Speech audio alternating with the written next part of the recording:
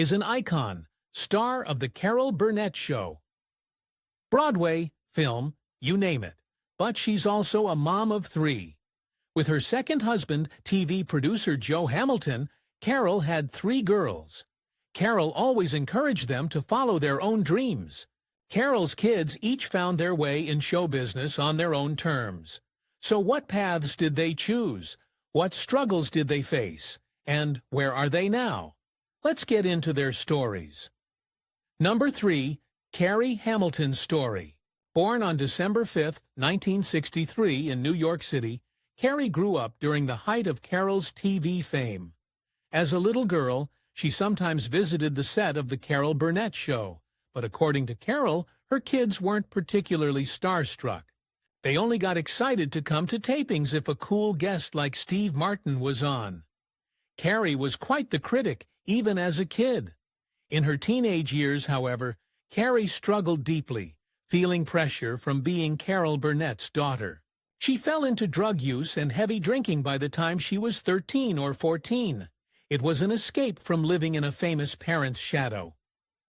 "I was always Carol Burnett's daughter," she told people as a 15-year-old. "When I got high, I wasn't anymore. I wanted my own image." That heartbreaking admission shows how hard it was for Carrie to find her identity beyond her mom's legacy. Carol, having grown up with alcoholic parents herself, recognized the danger and fought to save her daughter. She sent Carrie to rehab 3 times. It was an agonizing period. "Those 3 years were hell," Carol recalled. At one point, Carol had to force Carrie into a treatment center before she turned 18. Carrie was furious and felt betrayed then. "She hated me. She totally hated what I was doing to her," Carol said of that tough love moment. But it ultimately saved Carrie's life. Thankfully, Carrie got sober by the age of 17. After those turbulent years, mother and daughter reconciled and became extremely close.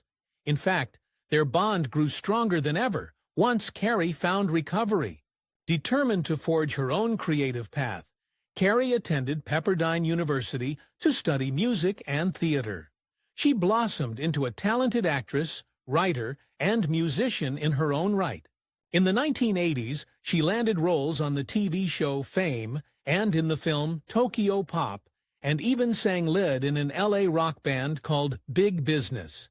Carrie was vivacious and adventurous, a real free spirit. She married musician Mark Templin in 1994, though the marriage lasted only a few years. Professionally, she continued to find success on stage and screen, but perhaps her most meaningful collaboration was with her mom. Carrie and Carol decided to work together on A Labor of Love, a play called Hollywood Arms.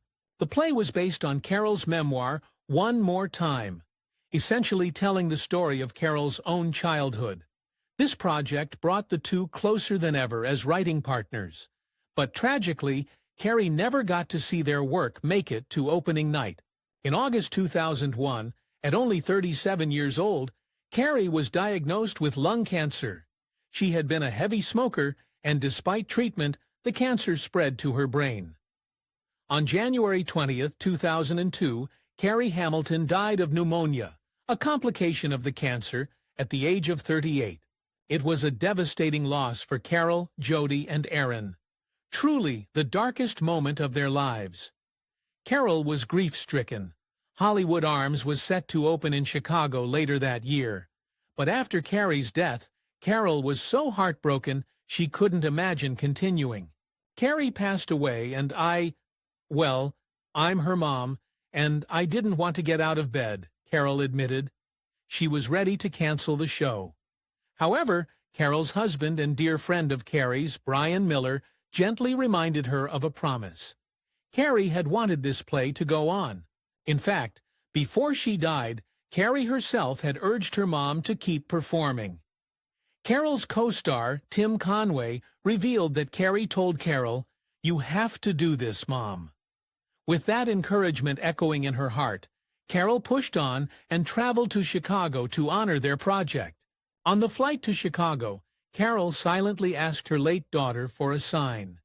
any little sign that Carrie would be with her in spirit on opening night. What happened next gives me chills. When Carol arrived at her hotel, there was a bouquet of birds of paradise waiting in her room. Carol was stunned. That particular tropical flower had been Carrie's favorite, even tattooed on Carrie's shoulder. Carol called the director, Hal Prince, to ask if he had sent the flowers.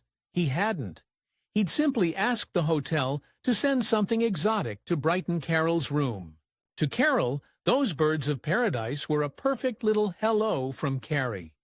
And the very next night, at dinner, the restaurant surprised Carol with a bottle of champagne on the house. The label on the champagne bottle read, Louise. Carol's eyes filled with tears. Louise was Carrie's middle name and, coincidentally, Carol's mother's name. Two uncanny signs, as if Carrie was saying, I'm here, Mom. Carol took great comfort in these moments. She went on to premiere Hollywood Arms as planned, fulfilling her promise to Carrie and bringing their shared creation to life. To this day, Carol feels Carrie's presence around her. She never leaves me, Carol told People in 2018. Even years after Carrie's passing, the bond endures. Number 2, Jody Hamilton, born on January 18, 1967, in Los Angeles. As a child of Carol Burnett and Joe Hamilton, Jody had a relatively more private life than her sisters. In fact, when Carol and Joe's marriage was coming apart in the early 1980s, they took great care to shield the younger girls from the turmoil. Carol and her husband sent Jody and little Erin to live with family friends in Hawaii for a while, so they wouldn't have to watch their parents' divorce unfold. The girls understood. Even at a young age, Jody and Erin sensed the split was coming. We all kind of knew it was happening, Erin later recalled. Jody and Erin even told their parents, do what you have to do to be happy. It shows how supportive Carol's parenting was, that the kids accepted that difficult situation with maturity. Jody grew up to not seek the spotlight in front of the camera, but instead to excel behind it. She found her passion in producing and writing, carving out a successful career mostly behind the scenes. By the late 1990s, Jody was working as a film and television producer. In 1998, she even teamed up with her big sister, Carrie, on a creative venture. They co-founded an independent film company, charmingly named Namath Koo Films, along with a group of other artists. Under that banner, Carrie got to write and direct 2 short films, which must have been an exciting sister collaboration. Jody also took on projects connected to her famous mom's legacy. In 2001, around the time Carrie fell ill, Jody produced a TV special celebrating Carol's career called Carol Burnett, Showstoppers. The retrospective was a major hit, drawing over 30 million viewers. Clearly, people were nostalgic and eager to see Carol's classic comedy moments again. At first, Carol was hesitant to go through with taping that special because of Carrie's declining health. But in one of her final acts of encouragement, Carrie insisted that the show must go on. She told her mom to do the special, to celebrate and laugh despite the fear and sadness. So, Jody carried out the production, likely with Carrie's blessing in mind. The special was a success and stands as a lovely tribute to Carol's legacy, something Jody can be proud of helping create. In her personal life, Jody has kept a fairly low profile compared to her sisters. She didn't chase fame, instead she built a steady career and family. Jody married Lonnie Paul Johnson, a musician and songwriter. The couple settled in Los Angeles, where they still live today. For nearly a decade, Jody also co-hosted a podcast called From the Bunker, where she and friends would chat about politics and pop culture in a humorous way. That ran from 2014 all the way to 2023, so she clearly inherited Carol's love of good conversation and laughter. These days, Jody is in her late 50s and largely stays out of the tabloids, but she remains extremely close to her mom. In June 2024, when Carol was honored with a hand-and-footprint ceremony at Hollywood's TCL Chinese Theater, Jody was right by her side, proudly posing with Carol and Carol's sister, Carrie Burnett, at the celebration. It was a full-circle moment. The little girl who once watched her mom become a TV legend, now cheering on her 91-year-old mother's legacy. Number 1. Erin Hamilton. Born on August 14, 1968 in Los Angeles, being the baby of the family, and born just as Carol's fame was skyrocketing, Erin had a childhood that mixed Hollywood glamour with normal family life. She would visit her mom's TV studio as a kid and watch Carol perform in outrageous costumes and comedy sketches. "It mesmerized me, and she mesmerized me," Erin said of watching her mom work. But at the same time, it all felt normal to little Erin. To her, mom was just playing dress-up on stage. Can you imagine? Other kids have moms who go to an office. Erin's mom put on wigs and did Tarzan yells on national television. As Erin grew into her teens, she developed a free-spirited streak. After high school, she enrolled at Bennington College in Vermont. But campus life couldn't hold her interest. Instead, Erin dropped out and literally hit the road. She spent a period of time following the Grateful Dead on tour around the country. Yes, she was a Deadhead. Traveling with the Dead's caravan gave Erin a taste of the music world from a fan's perspective. Eventually, though, she had a realization. "I decided I wanted to be the band that people followed, instead of always following the band," she later explained.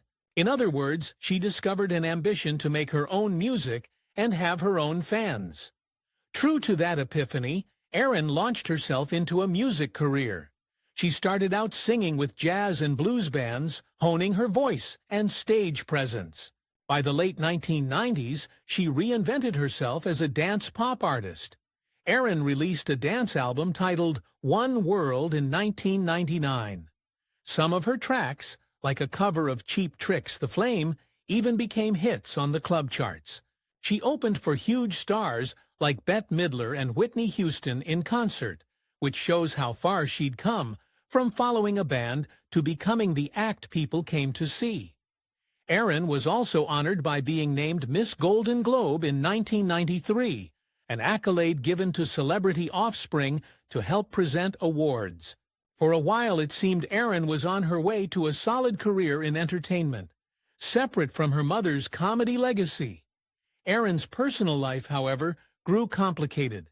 She married twice and became a mother, but also faced significant demons along the way. In 1995, Erin married a musician named Trey Carlson. They had a son together, Zachary, but the marriage was short-lived. They divorced in 1998.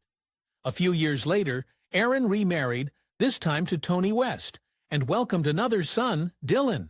Erin loved her boys, but behind the scenes, she was struggling with substance abuse, much like her elder sister had in adolescence. Except in Erin's case, the battle with addiction would last for decades. Throughout much of her adult life, Erin has faced cyclical issues with drug addiction and mental health. Carol has been open about the fact that addiction runs in their family and is a family disease. She saw it in her own parents, then with Carrie, and again with Erin. By the 2010s, Erin's situation had become dire. She had been in and out of rehabilitation programs multiple times. According to court documents, Erin was hospitalized or in rehab 8 times over 19 years. Despite periods of sobriety, she relapsed more than once, and each relapse was devastating for the family. Carol did everything she could to support Erin's recovery, but there came a point where something had to change for the sake of Erin's teenage son. In August 2020, a distressing crisis occurred. Erin's behavior became so unstable, she was placed on a psychiatric hold after expressing suicidal thoughts, that Carol Burnett and her husband, Brian Miller, felt compelled to step in to protect Erin's then 14-year-old son, Dylan. They petitioned for legal guardianship of Dylan due to addiction issues and other circumstances affecting Erin. Imagine being 87 years old, as Carol was at the time, and taking on raising a teenager. but Carol was determined to provide a safe environment for her grandson. In her court filing, Carol detailed Erin's struggles and made it clear the guardianship was for Dylan's well-being, not to punish Erin. "We look forward to recovery being the next stepping stone towards normalization," Carol said in a statement, expressing hope that Erin would get well. The court granted Carol and Brian temporary custody of Dylan in September 2020. For the next 2 years, Dylan lived under his grandmother's care, while Erin hopefully worked on getting healthy. In 2022, the arrangement shifted when a judge appointed a permanent legal guardian for Dylan, a professional conservator.